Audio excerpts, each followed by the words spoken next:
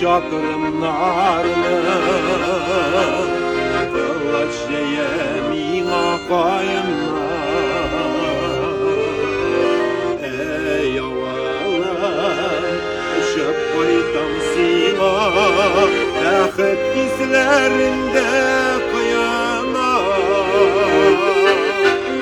yegre yegre davastına düşen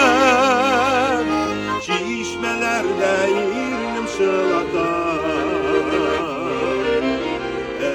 ekişlerim el yanlarımı tartıp enkeysini dağın yalatan